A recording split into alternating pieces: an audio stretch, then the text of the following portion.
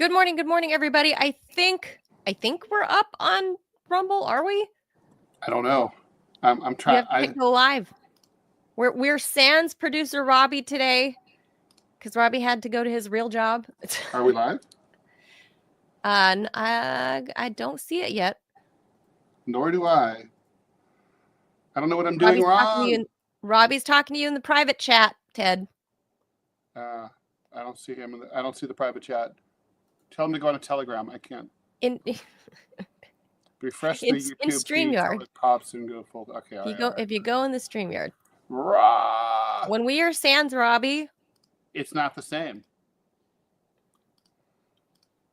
Okay, I'm refreshing. All right, we're waiting for the Rumble feed so everybody's on the same page. Okay, so this you don't want to start. It's supposed to be. It should be good.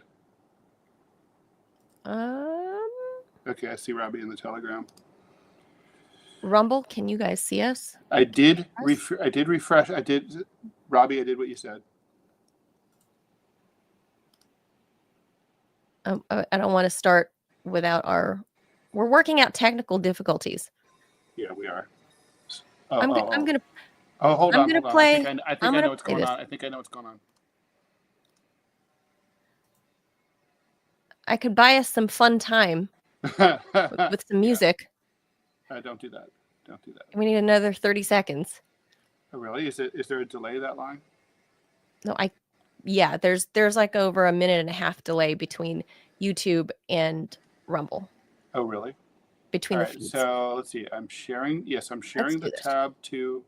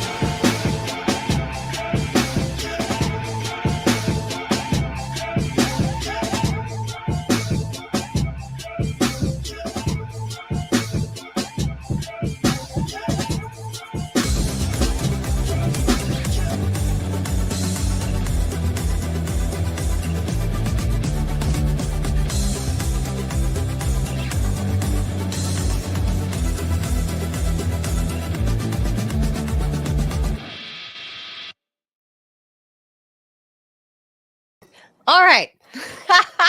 Take 2. So this is live streaming. Stuff happens. It's working now. We're all on the same page. I think we're all on Rumble, on YouTube, on Twitter. I think so. Yep. I think the Twitter feed has been consistent the whole time, and the YouTube feed has been consistent the whole time. But anyway, all right. So this is why shows need producers. I blame Clovis. Yes. Okay. So that's out of the way. Let's hop to it because we've lost some time, Ted. I am Manila Chan. That over there is Ted Rall. You're tuned into the TMI show for short. We're going to bring you way too much information, and this time in a very condensed amount of time because we lost some time. And we are live, whether it works or not, on all platforms, Monday through Friday at 10 a.m. Eastern. So please be sure to like and follow the show so then you guys can see how the sausage is made sometimes. On today's show, we're just going to do a couple of the main topics that have cropped up this week, kind of wrap up the week. And I have a fun Friday video. Ted hasn't seen it yet, I don't think. So I think with that, we should probably just hop to it, Ted. Yeah, well, what's the rush? We didn't lose 20 minutes. All right, let's hit the jaws.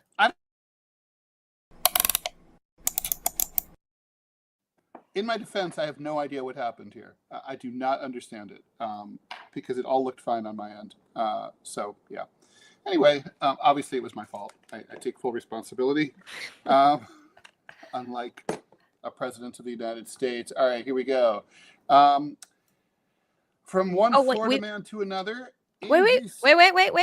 There's directions there. Ted, wait. Soundbite from Vance first. Okay, go. So with that, we're talking about Florida. And so you guys already know. You guys already know that Mike Waltz is out as what was he? The NSA, the National Security Advisor? Yes, he was the head of he was the national, that's right. He was the National Security Advisor. So he was out, and the Trump administration is spinning why he's out. And I'm not sure if I buy this. I'm not sure if anybody else buys it, but it's worth you guys hearing what Vice President Vance has to say about it. He talked to Brett Baer, and Baer just kind of asked him. So let's listen for a couple of minutes and see what you guys think. We are pleased to welcome Vice President J.D. Vance, who spoke to workers here at the Nucor steel plant in South Carolina earlier today. Mr. Vice President, thanks for the time. Good to see you. I want to talk to you about all this trip and what the purpose of it and your speech. Sure. But I want to start with the breaking news. Yeah. Why was Mike Waltz let go? So it wasn't let go. He is being made ambassador to the United Nations, which, of course, is a Senate-confirmed position. I think you can make a good argument that it's a promotion. But we brought Mike on to do some serious reforms of the National Security Council. He has done that. I like Mike. I think he's a great guy. He's got the trust of both me and the president. But we also thought that he'd make a better UN ambassador as we get beyond this stage of the reforms that we've made to the National Security Council. You saw the president announce that Marco Rubio is going to step in as interim leader of the National Security Council. So I think the media wants to frame this as a firing. Donald Trump has fired a lot of people. He doesn't give them Senate-confirmed appointments afterwards. What he thinks is that Mike Waltz is going to better serve the administration, most importantly, the American people in that role, and I happen to agree with him. But was it a direct result of the Signal chat? I mean, you were on that chat, and we saw the fallout from it. Is this a result of that? No, it's not, Brett. I mean, look, what we came into the administration, and of course, the president in his first term had some serious issues with the National Security Council. He said, Mike, you need to go in here, fire, frankly, a lot of people who aren't loyal to my agenda, who we think aren't even loyal to the American people, bring in the right collection of people to actually make the National Security Council function. And Mike has done that. And now it's time for Mike to do something else because he's done the job that I think he was asked to do.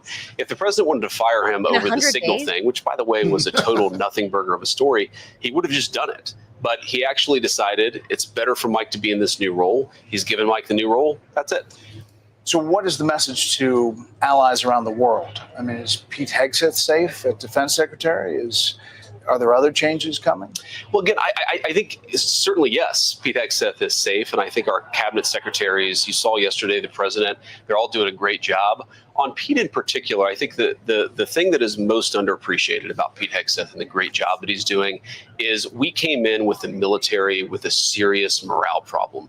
Recruitment and retention goals in most of the major services were way off. Pete has brought a certain esprit de corps. I think the leadership style has inspired a lot of people to join the military. We're now exceeding our recruitment goals. So yes, we've got total faith in Pete. But even the question, Brett, I think betrays a certain misunderstanding of what the goal here is. Mike Waltz is being moved from one administration job into a separate administration job where he has Senate confirmation. That's not, I think, what it's being framed as. That's the president deciding a guy who's a very good guy in Mike Waltz could do a better job at a different role. All right. Cue Ted Reed. From one Florida man to another, in his stead, Secretary of State Rubio will now serve in Waltz's role on an interim basis, adding yet another role to his portfolio. The former Florida senator came into the administration as Secretary of State. Then he became head of the husk of what's left of USAID, and now he'll also be National Security Advisor. Pretty soon he will be White House chef, and I'm looking forward to tasting his food when I visit the White House. Whether he lasts in this trio of roles for long is another matter. The Miami native has long wanted to run for president, which he could pursue in 2028. He will lose. Not the launch pad that it used to be. 6 of the first 15 U.S. presidents had served as Secretary of State before becoming president, but none since. Mike Pompeo had the gig the last 2 years of Trump 1.0, flirted with a run, but decided not to when basically nobody liked him. Rubio's path to the presidency remains a challenging one, I would say an impossible one, because he has looked as he comes off as a complete lickspittle and hasn't been doesn't have the opportunity to be his own man. Pompeo, he even got Ozempic skinny, and still it didn't work out for him. Rubio, Ted, you and I, we all know this is like the pinnacle of his career. Oh yeah, like this is it. This is the end of the line for him. He can go be president of some small college in Florida when this is all over. Three jobs. He is now outpacing Kissinger. What Kissinger did with a max of 2. I don't know. Everything's getting dumped on. By the way, it's it is a conflict. The Secretary of State is the nation's chief diplomat. We may have forgotten that because we haven't always had diplomats in that role. Hello, Mike Pompeo. And then National Security Advisor is just what it sounds like. That's supposed to be a person who prioritizes the safety of the military and other security of the American people. Well, that's precisely what made Kissinger so dangerous. Right. That's true. And well, I would also say part of why our modern way of doing things. And he ran circles around the very drunk Richard Nixon too. So. Well, Nixon was pretty easy to hoodwink, I think, and then take the fall for stuff. So I don't know. I thought we were going to see this guy, Ted Cruz, get a gig. But anyway, so back to Mike Waltz being ousted. They're spinning it. We heard the vice president, right? He spun it as Waltz. It's arguably a promotion. It's not a promotion to go from a cabinet position to an ambassador, UN ambassador. You're not even. It's a UN ambassador is a good spot. I mean, it's not like ambassador to Liechtenstein, but it's not a cabinet post. That's true. I mean, look, it's the UN. Actually, I'm not sure that's true. I think I think the UN ambassador is a cabinet level position. Is it? Well, when you have the name ambassador behind you, and then you have names like Kim Guilfoyle, who's also from Fox, as now the ambassador to Greece, it's just kind of like, I feel like that's kind of where you put somebody where they're not in a decision-making role. It is. I just confirmed that it is a cabinet. It is considered a senior member of the president's administration, and typically does participate in cabinet meetings, even though. So basically, it's a de facto cabinet position, even though it's not a cabinet Nikki position. Haley was there. I remember that. But at the end of the day, the UN ambassador role is not a decision-making role. Well, especially in an administration that has so much contempt for the UN, it's not going to be a job with a big future. It's sort of like being Secretary of Education in this administration is not a good job. You're just there you're there to blow it up. She'll be fine. She's wealthy. She's loaded. She's got the WWE. And the funniest thing, Ted, about what happened with Mike Waltz, and we all know this is all tied. This is all, it was predicated on the whole Signal embarrassing moment of like, oh, I'm going to add this journalist. Like, come on, dude. So I don't care how much the vice president spins this. We all know that it was super embarrassing to the administration's first 100 days. And look at him. He looks kind of like a derp wandering around like we've joked that he's probably the dumbest man in Washington. And that's true. And you can tell just by looking at his eyes. Look at those moo cow eyes of his. Ooh. I know. And if you want more evidence of this, Ted, let me go back to this. So this is yesterday.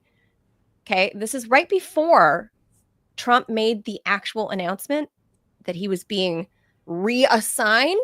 So Mike Waltz, there was a photographer. If you can see Mike Waltz, he's over here by the door next to Pat Duffy. Is that his name? Patrick Duffy? No, that's the actor. Transportation Secretary Duffy, whose first name escapes me. But Mike Waltz is sitting way over here at the end of this oval desk by the door, and there's a camera. You see the camera position right here behind him, right? So at some point, a reporter went over there behind that camera tripod, and he was taking pictures.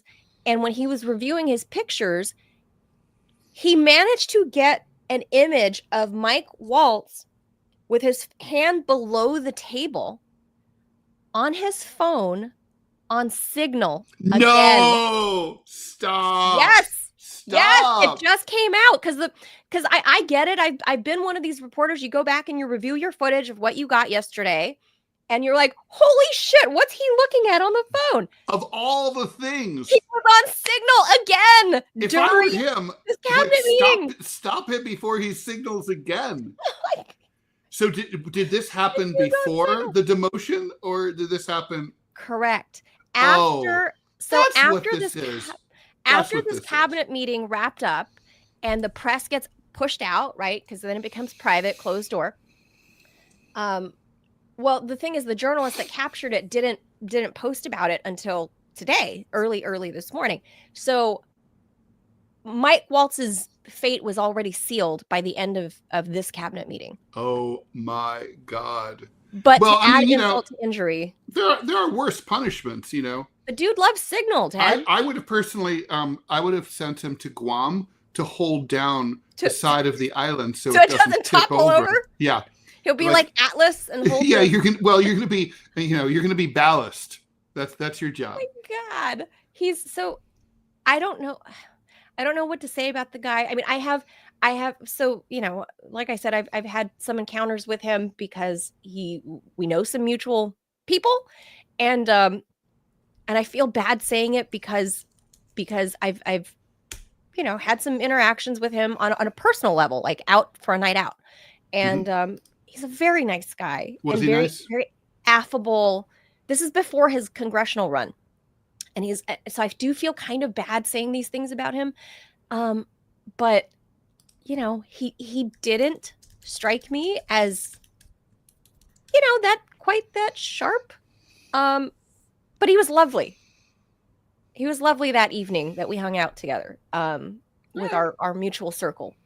And I assume you're on a Signal chat. I mean, I'm probably Clovis is, and I don't know how many Signal chat groups the guy has, but come on, dude. I mean, look, even if he's just using Signal to talk to his wife or girlfriend, that's just like not.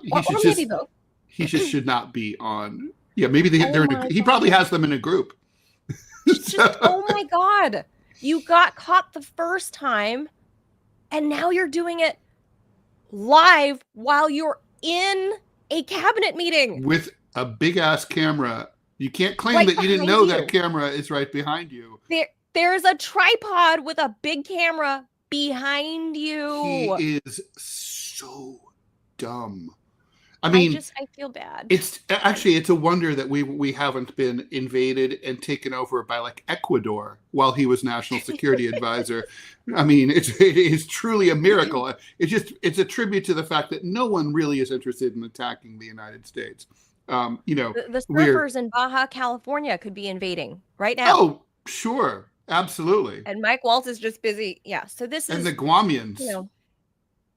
Guamanians. Whichever ones of those are not drowning right now. Yeah, so that's the thing, Ted. So he's being moved to a position where, I don't feel like the position of UN ambassador itself is actually consequential, because you're kind of there just repeating whatever it is the president wants you to repeat, right? Mm-hmm. That's all you are. You're the talking parakeet in New York. You get shipped off to New York. Mm-hmm. And you're just the talking parakeet. And perhaps that's the best place to kind of shove him without also giving the press the pleasure of being like, oh, Donald Trump, fired this guy. Look at this jackass. Because Trump doesn't want to give the press that kind of a win either. So they're just going to reshuffle and put him there because, remember, Elise Stefanik was the one that was up for that position as UN ambassador.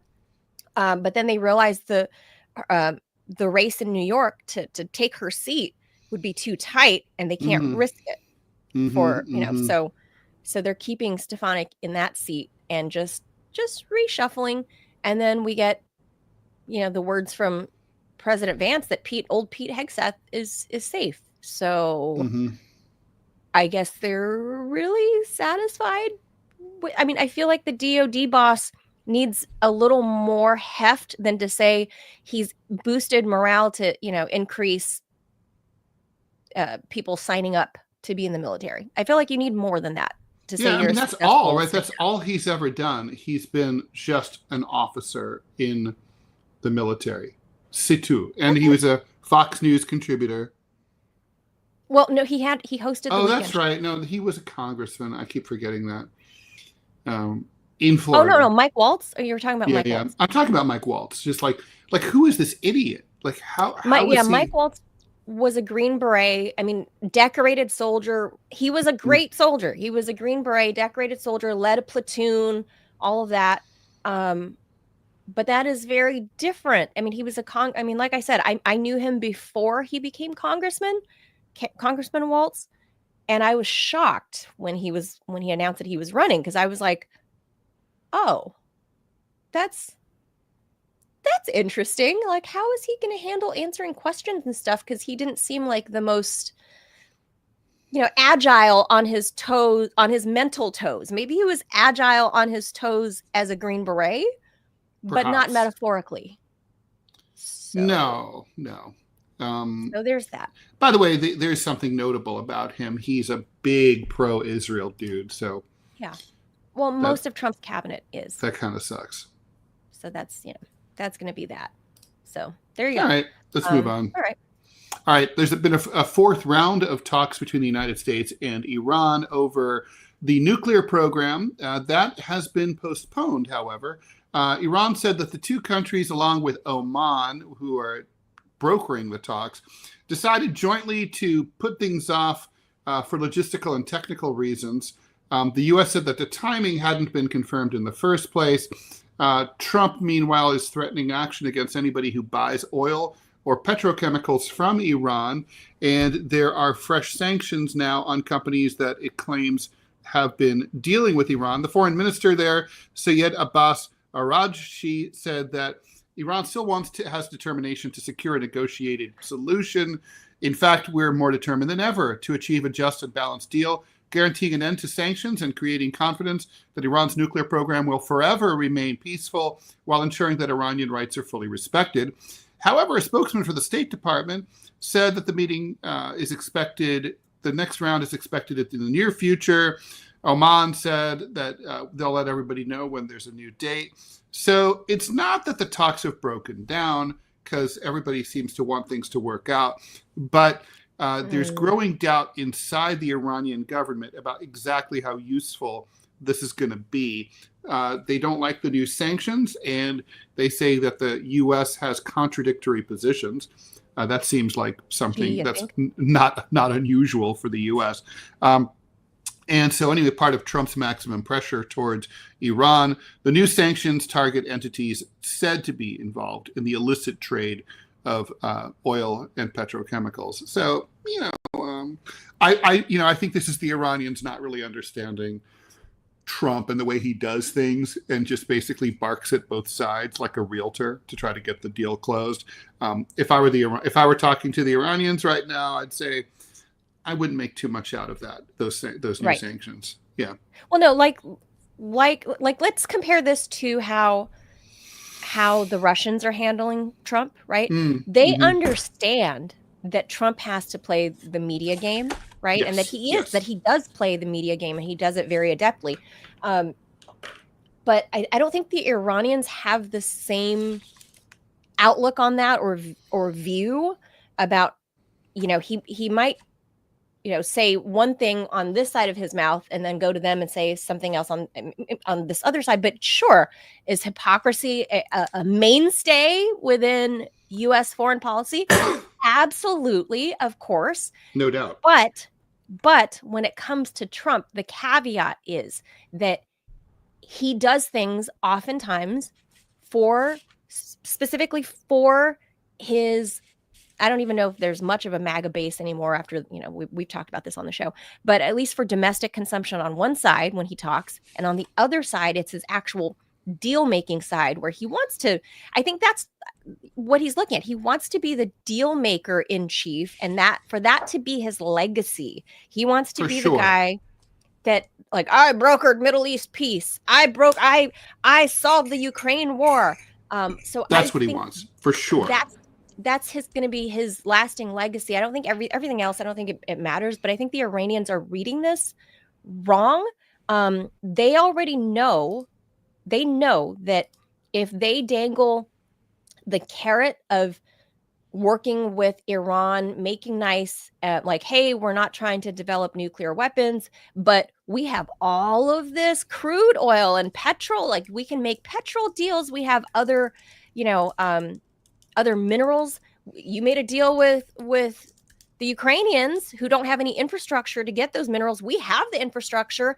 Let's make a $400 billion deal together going forward. They know that Trump is going to be interested in that. I mean, the Iranians are smart people. They have very smart scientists. They know what cards they have, right? They're not going to speak out of hand, and they know what they're dealing with. But I don't think they fully comprehend Trump's mannerisms and how he handles himself the way the Kremlin understands. And remember, we know that the Kremlin, going all the way back to, the days of Stalin, when the KGB existed, this was part of their forte, right? It was like psychological analysis. Mm-hmm. They get it. The Russians get it. They know how to handle Trump. They do. 100%. They totally do. I don't think the Iranians are quite there. So I think they should chill. I think they're, it's like they just don't know his style. This is his shtick, Yeah. Not to be taken seriously at all. Yeah. I don't think but here's the thing with Eastern culture, Ted. The not getting the shtick and also taking offense to a shtick. Yeah. Well, look, I love Curb Your Enthusiasm. The fatwa. Yes. How he was like, it's a joke. It's a joke. And there was a fatwa put out on him, right? Because he created a, what was it, like a Broadway show or something called Fatwa. Yes. And the Iranians were so pissed off that they tried to go after Larry David, right? That is it right there. Yeah. That's precisely it right there. Because the Iranians are, it's not that they don't have a good sense of humor. The Iranians, I know, do have it, but they're serious people. Too. And when you're dealing with serious issues, and this is serious, there's no room for joking around. So right. Well, I don't think the Ayatollah Khamenei has the same sense of humor as I'm sure he's got some good jokes, I don't know. Look at him, Ted. You really think so? Yeah. I don't know. Yeah, I bet he's a fun rockin' dude. I don't know. I feel like the fatwa episodes on Curb Your Enthusiasm really, it was so funny to me because it fully summarizes and encapsulates what part of the communication problem is between the West and Iran. All right. A Trump-appointed judge in Texas just dropped a legal bomb on the president's immigration playbook. U.S. District Judge Fernando Rodriguez Jr. ruled yesterday that Trump overstepped his authority by trying to use the 1798 Alien Enemies Act to deport Venezuelan migrants without due process. The administration used the law, which was designed to target nationals of enemy nations, to justify the removal of 130 plus migrants to El Salvador without any due process whatsoever. Rodriguez's 36-page opinion torched the legal reasoning, as I suspected would happen, and behind Trump's claim that the Venezuelan gang Tren de Agua was invading the United States on behalf of the government of Venezuela, as if we were really truly at war, which is what that that law is about. He said that the original intent of the law doesn't align with using it for routine immigration enforcement. Trump violated the Immigration and Nationality Act, I think that's 1952, which lays out clear protocols for deportations. The ACLU and other immigrant rights advocates are saying this is a major win. While other courts have temporarily halted similar deportations, this is the first ruling that says, no, you can't use the Alien Enemies Act at all whatsoever to do this. This decision so far only applies to South Texas, and Trump can appeal it, but it's going to be, it's obviously other courts will take note of it among other federal as precedent. And so, certainly another court in, say, Louisiana could say, oh, we disagree with this reasoning. I think it's highly unlikely. I think the Trump administration was way out on a limb when they tried to use this law. This law just simply doesn't apply. And so they're going to have to figure out what to do. This is going to go to the Trump administration will foolishly appeal this to the U.S. Supreme Court, and they will lose. And that's going to be the beginning of the end of their mass deportation policies in the way that they've been doing them. They've been trying to deprive everyone of their rights. And they're just not going to be able to play fast and loose with the law quite in the same way anymore. We've already seen from the U.S. Supreme Court, they sent out a 7-2 decision without waiting for Alito to finish his dissent in the middle of the night a couple of weeks ago. It's like, oh yeah, you can keep writing. I'm not done yet. Yeah, you keep writing. You keep doing that. Yeah. We love you, Sam. So that's what happened there. And so, you can tell the Supremes are just not going to go with this. Right. It's a real stretch, Ted. Real stretch to use Alien illegal. Enemies It's Act. just not true. Yeah, it's like bullshit. I know. They had to know it was bullshit. Well, because it was this dude, right? It was, it was all pure Stephen Miller trying to, like I said, stretch the law. The man who brought fascism to the White House. And it's Stephen Miller, who's from Santa Monica, California, by the way, which is not known for being super right-wing conservative. Very shocking. And he's young. He's only like 40, which is, did you know that? He's really young. But anyway, why Spear was young. But did he look like this? No, he was a very good-looking man. Stephen Miller is definitely, there was this very 19th century Victorian idea that if you were ugly inside, you looked ugly on the outside. Yes, we talked about that the other day. Miller confirms that. It's like a. He looks like a terrifying Nazi concentration camp guard. He does not Eichmann. look pleasant. He's absolutely just a repugnant individual. This was his brainchild, and he's, yesterday was up there defending it. That's what we're looking at. And here's why I think even for people like producer Robbie, who are super pro, close the border, shoot them all, get them out of here, whatever, whatever, the farthest right wing idea that you can think of. Look, Ted and I are both in agreement that border security is vitally important to the U.S. for a myriad of reasons, for workers' rights, American workers' rights, for in general, right? And by the way, I have the receipts. I'm not just responding to Trumpism. I was writing 20 years ago about the need to shut down the border and build a wall along the border from a left wing standpoint. Yeah. Mm-hmm. Wow. Yeah. Well, for sure. Well, I guess, if you talk to the Chinese and ask about the Great Wall, which took like a whole millennia to build, it worked. It worked. Yeah, but it kept the Kyrgyz and the Mongols and the Kazakhs out. But, Ted, the way Stephen Miller wanted to apply this is so slippery slope danger. Here's the thing, that if you do this to we'll call them the illegals, right? As Robbie calls them, yeah. Yes, the illegals. If you do this to the illegals, and you say first, you start with the gangbangers, because we can all agree that we don't like that. We don't like gangs. We don't like your drugs. We don't like your violence. Sure, alleged. but let's just assume that they are, for the sake of argument. Fine, you label them gangbangers. They're awful people. We don't want you in our streets. We have enough homegrown gangbangers on our streets. We don't want these illegal ones.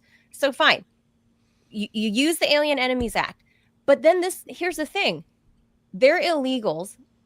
This is a slippery slope. You start saying you use the Alien Enemies Act, and then you say this is a threat to national security. And because of the tenets of the Patriot Act that have, that's been around for 25 years, when you piggyback on, the Patriot Act onto this whole Alien Enemies Act, you can now expand it to say somebody you don't like that is a green card holder, that is a naturalized citizen, that is whatever, they're in a gang, or they're protesting. They've done something we don't like. They're protesting the Israelis.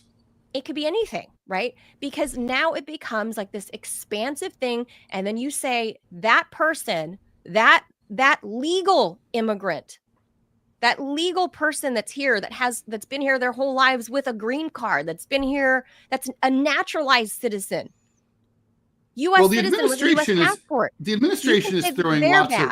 The administration is throwing lots of stuff at the wall, right? So to get rid of people like Mahmoud Khalil, the Columbia University student, they're invoking the Immigration and Deportation Act of Naturalization Act of 1952, and the provision in that law, which never ought to have been passed, that allows the Secretary of State to say that if you present some kind of threat to American foreign policy, which, by the way, can just be defined as anything you want, then you can be deported.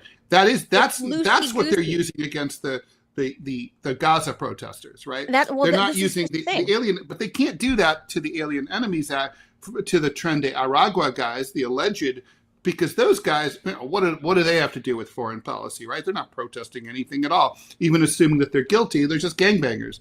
So that's why they invoked this obscure law, which, by the way, the last time it was used in order to deport Japanese Americans, including citizens, to Manzanar concentration camp and other places like that, right, during World War II.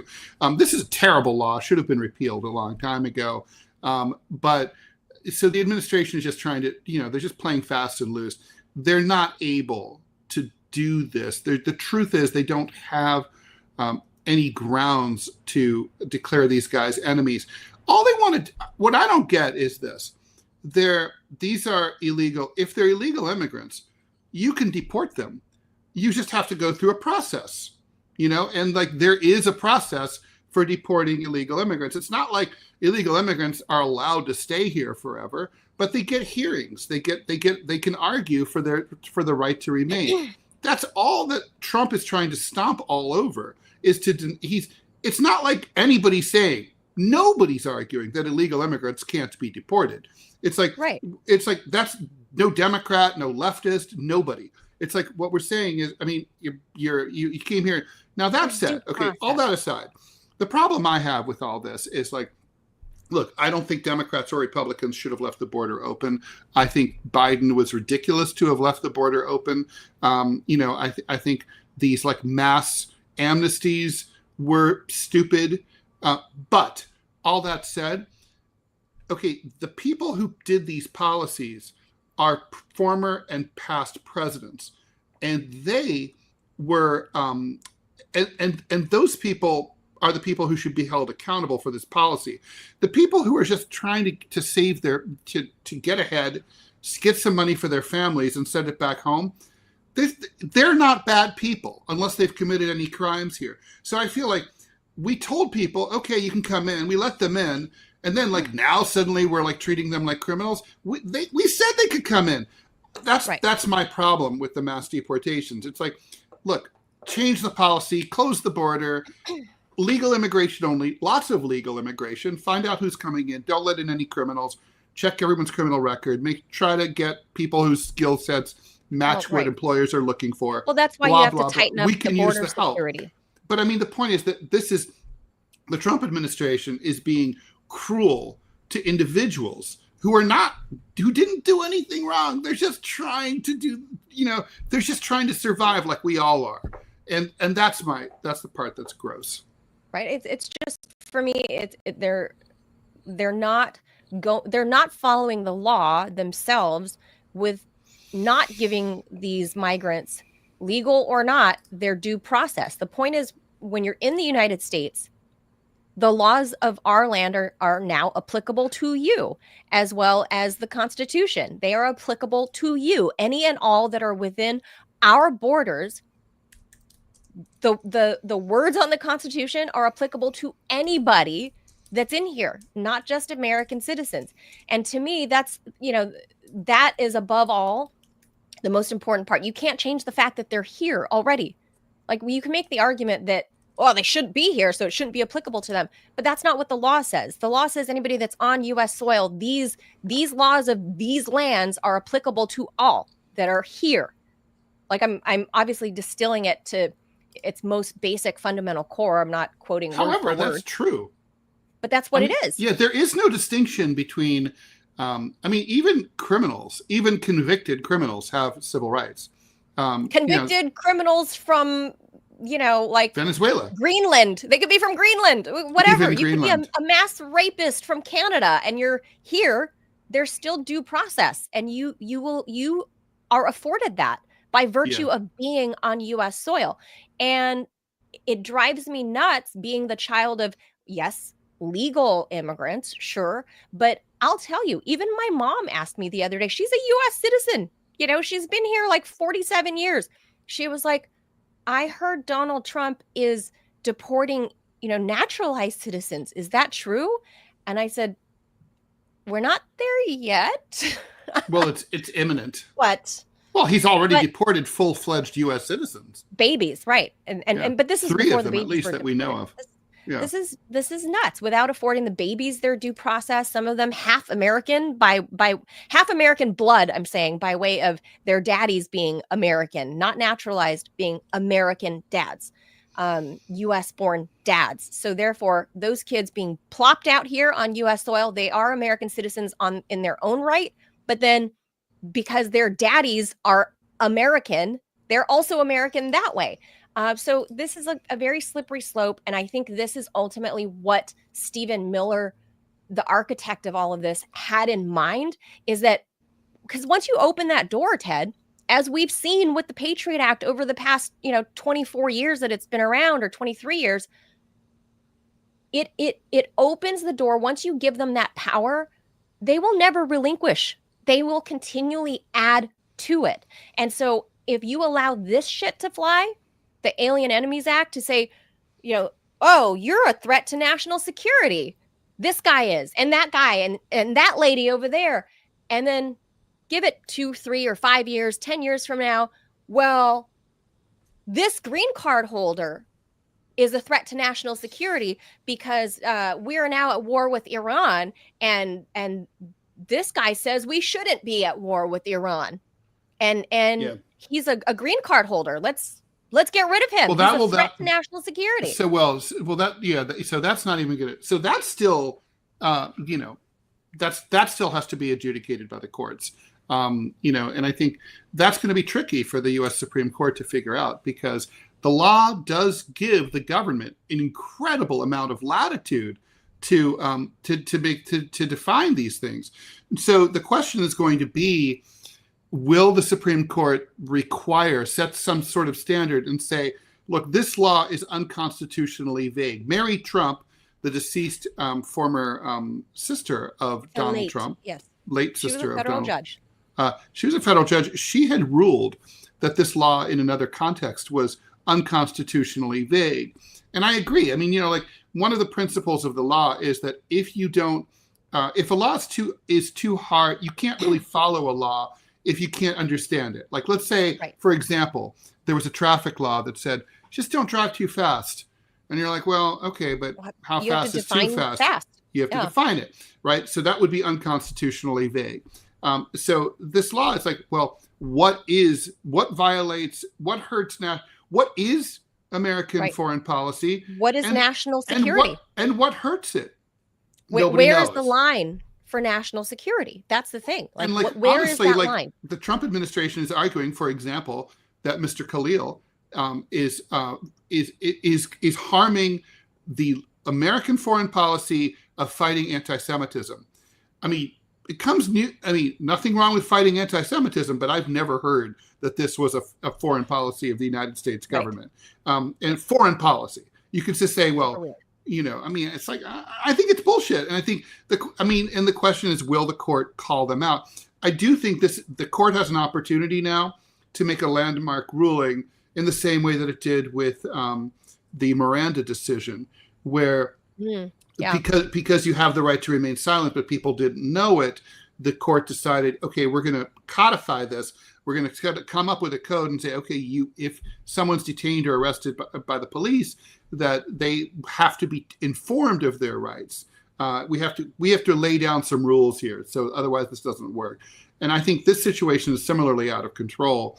There has to be some kind of rule that says that people can follow. So, for example, if you're a green card holder and you're a student at Columbia University, you would know, Khalil could know and be informed, oh, by the way, there's a U.S. policy against criticizing the president of Botswana.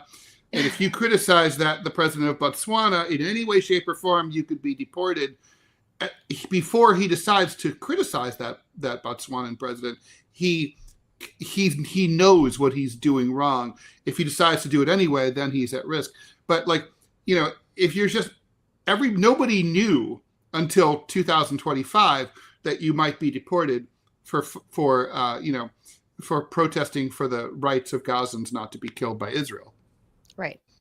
Right. This is, I just, even if you have the same position as someone like producer Robbie, that's fine. If you have no compassion for the people that are already here, that's fine too. But how this is all applicable to you as a red-blooded American, you know, me, Ted, red-blooded Americans born and raised. Clovis, even though he has Russian ancestry, still an American citizen. You know, if they don't fairly apply the laws that are already in the books, then they are removing people's rights, and one day they will come after yours. 100%.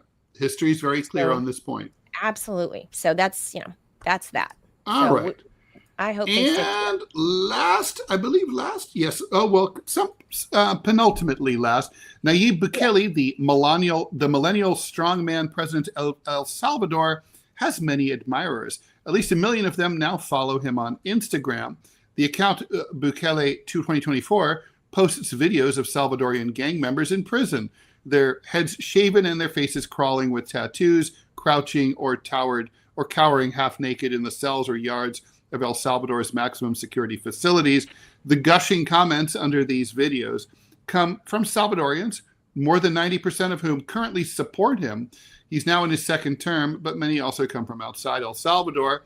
As countries throughout the region grapple with high crime, El Salvador is having a big impact on Latin American politics. When he took office 6 years ago, the country of 6 million people was overrun by violence. Gangs like MS-13 and the 18th Street Gang, both born in U.S. prisons more than half a century ago, left hundreds of people dead every year as they warred over territory, extorted businesses, intimidated lawmakers, and kidnapped people for ransom. Since then, the homicide rate has dropped from 36 per 10,000 to fewer than 2. El Salvador was once the most dangerous place on the planet, now one of the safest. How did he do it? At first, the gangs did it for him. They reached truces that brought down the murder rate, but those deals went away. He ripped off the gloves, declared a state of emergency, and unleashed a crackdown that has now jailed more than 80,000 people. The incarceration in El Salvador is now the highest in the world. 3 out of every 100 men in that country are now behind bars.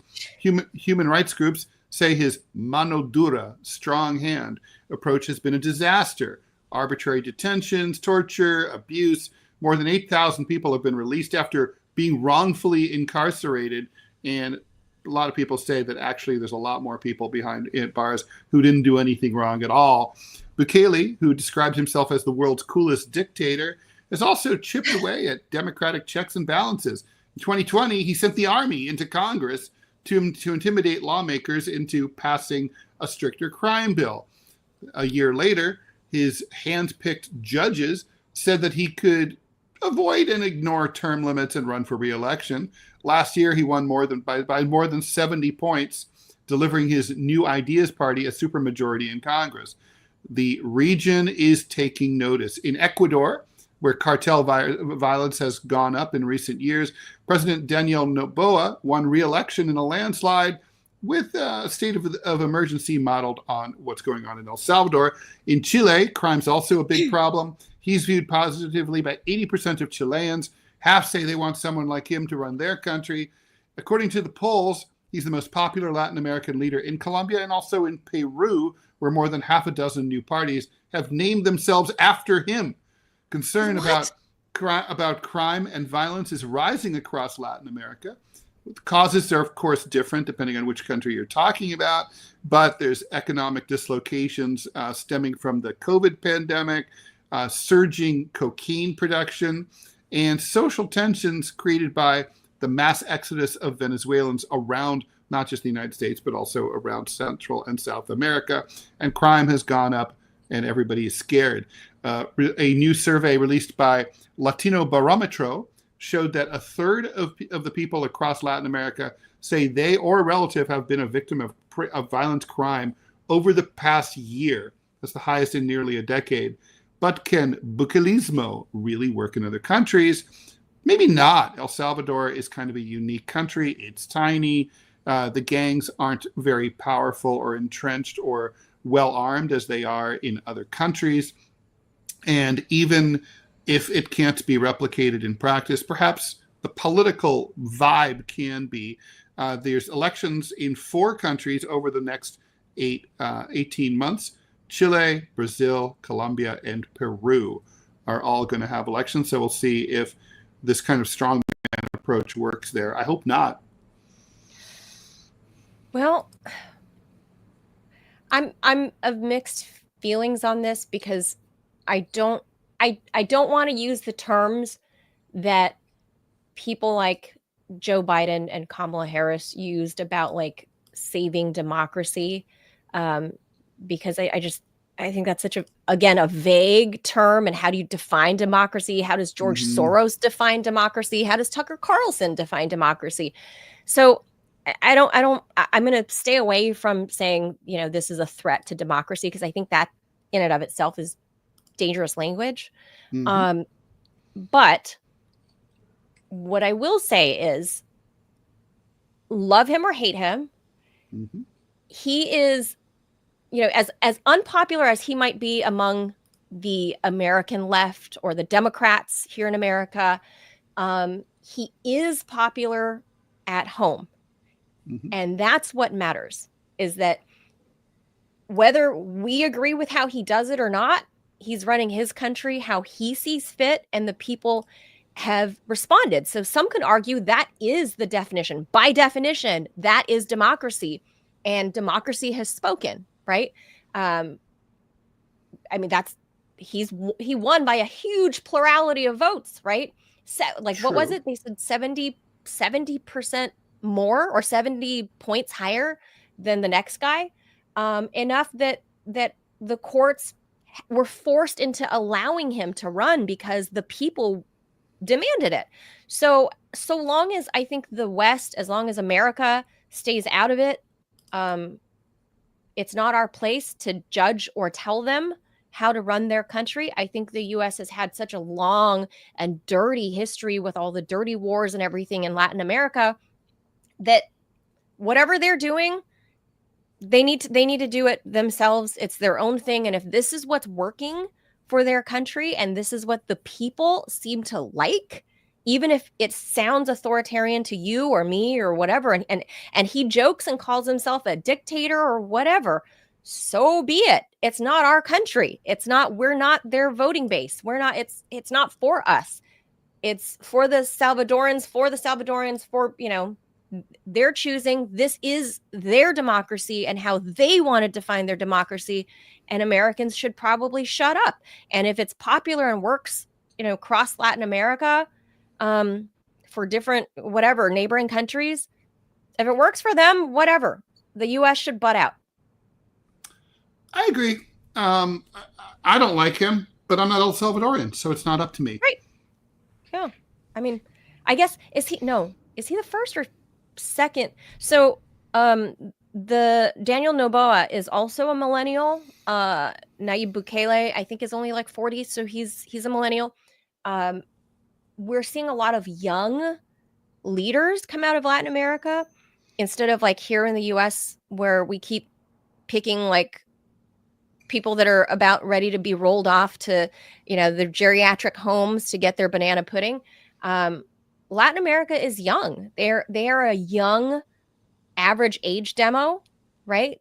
They have high birth rates. They have young people. They're young countries. And this appears to be the style of millennial democracy in Latin America. And if this is what they want, this is what they want. The same thing with Donald Trump here, right? If this is what the people in the United States wanted, I mean, he won in an electoral landslide. This is what the people here wanted. The rest of the world doesn't like it either. Right. But he's our guy, So there's that. Last thing. Well, he's term limited, so Yeah. There's one more thing I wanted to show for our Friday Funny, Ted, because let's see it. It's gonna be hard to top. It's gonna be hard to top the Guam thing. That was the best funny ever. Amazing. Ever. The congressman from Texas. Oh my God. I seriously didn't. I thought that was a joke as well. I had to double check and triple and quadruple check, but sure enough. So anyway, Ted, have you ever heard of puppet regime? That's Ian Bremmer's thing at G0. I have heard of it. Yeah. It's pretty funny. Now, are we going to get in trouble for showing this? No, it's on his website. Okay, but copyrights and all that. I don't think so. I think this is. I mean, we're commenting. We're making political commentary. This is tied to what you and I were talking about earlier with the whole Ayatollah Khamenei thing. And as much as Ted and I, we both hate musicals. I can take it, Ted, in tiny, tiny, tiny doses. So Ian Bremmer's company put out this funny puppet regime video. Oh, Robbie's saying, don't play it. Don't play it? Do it. Don't do it. Do I have to drop the Do YouTube not. feed? All caps. All caps. Okay. If you drop the YouTube feed, everything goes away. Because remember. Oh, that's right. That's right. Okay. Damn all right. it. So, well, you can talk about it.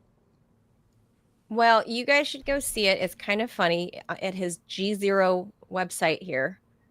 G0media.com, puppet regime. All right. And it's a 2-minute video having the puppets being Donald Trump and Ayatollah Khamenei, and they're singing about you go first. No, you go first. No, you make the first move. And it's so succinct because sometimes you need the funny. I wanted to send us out on a funny note. Should I re-dig up the congressman? No, we're good here. We went on late. It's already we're already over as usual. So we need to. This show always goes too long. So yeah. Yeah. But this time it wasn't because we were talking. It was because we had technical issues. But that said, Ted, if we're not doing puppet regime, producer Robbie texting and saying no, don't do it. I want to put this up there, and we need to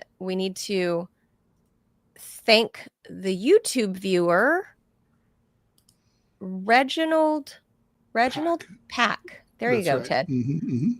Reginald says, watch your discussion with Caleb Maupin yesterday. It was great. I'm in the process of trying to start a new party on the left in Utah and have been having similar thoughts.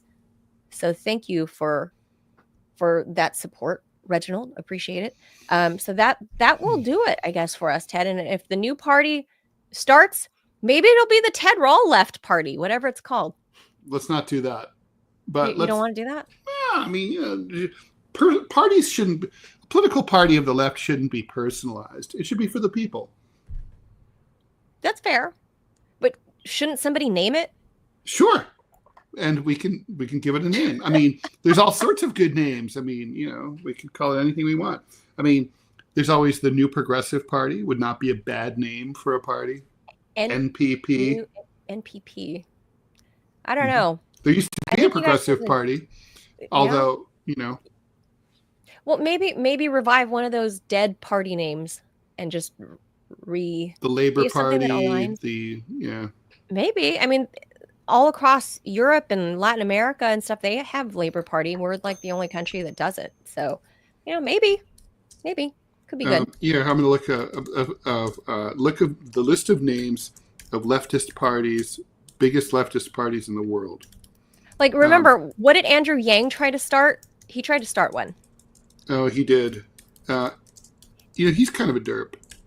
Yeah, his own little thing is called the Yang Gang. That's his, like, that's funny. But he tried to start, what did he try to, move forward or something like that. Something really not catchy. Mm-hmm. And it's kind of dithered. And so I'm telling you, in the 21st century, it's key. It's all about marketing. And if you don't get the name right, and you don't get the acronym right, and you don't get the logo right, you will go in the way of the Yang Gang.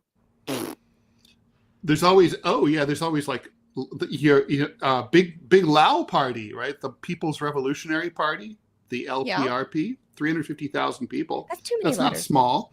The Workers' Party is a good name. That's George Galloway's party in the UK. They've grown very large. Mm-hmm. Yeah, the Workers' Party is always very good. But I think here in the U.S. that strikes that communist tone, and I think that would not work. Well, there's always the People's Party. Or we've had like the Populist Party, but the Populist Party was a right-wing party. Well, like a racist party. if you do something that has any, even it rings of any memories of the Soviet Union or communism, a lot of people would be turned away, Ted. That's why we need to redefine. If only there was a book that you could buy that would encourage you to understand why there's nothing wrong with socialism and communism. If only there was such a book.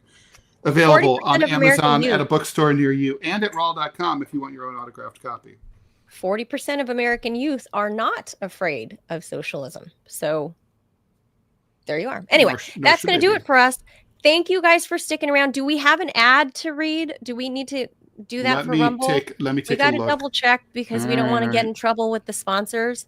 Well, I mean, nothing bad will happen if we forget, right? I mean, it's not like... I don't know. That's the thing. We just won't get paid, that's all. We're very new to the whole Rumble program, so I don't want to looks like no ads. Nope. Okay, I don't want to anger anyone that put their ads in queue and we didn't get to them like that. I don't know what the repercussions would be, but I just want to make sure. That's all. Well, let me just renew this. Let's just see. I could be wrong. Nope, that's it. Refresh it. Okay, so that's going to do it for us. Ted is out all of next week. Ted's going on vacay. Secret undisclosed location. Yes. So producer Robbie, we're gonna do short shows because it's going to be the RMI show. Producer Robbie is going to fill in, but because he's the only one of us that has a real job, he's got to get to that. So when he fills in next week, we're going to have kind of like little 45-minute shows. We should keep that when I get back. Well, we'll try, but I don't know. I think the Rumblers like having us chat and chatting with them in the chat during the live feed on all the myriad of topics. Because if we truncate the show, we lose topics. True. I still think we can do it all in 45 minutes. And then ad spacing also. A lot of people, metrics, like AI is very clear. The internet likes 45 to 60-minute shows because it's enough time, like you're driving somewhere, you listen to the whole thing. If it's an hour and a half, you think, I might not be able to hear the whole thing. To all of it. That's a little daunting. Agree. Yeah. So producer Robbie will fill in. Ted, are you going to an undisclosed location? Undisclosed. Okay, undisclosed. We cannot tell you, but Ted's going, I don't even know if it's technically vacation, but Ted's going away Yes. He's going away next week. Producer Robbie will be in his place. And I'm not sure that we're going to have a show every day because producer Robbie has to be in studio. Or excuse me. I'm so used to saying that. He has to be at his real work at the real office. So Correct. Mm-hmm. So we have to kind of play this by ear. So we will let you guys know. But have a great weekend, everybody. Monday will be Cinco de Mayo. I'm going to be having margarita. Like, why not? Awesome. At 10 o'clock in the morning. Why not? Be a fun show with Robbie. All right, guys. Thanks for tuning in. We'll see you on Monday. Ted, we'll see you in a week or so. That's right. See you later. Adios, amigos. Bye. Bye.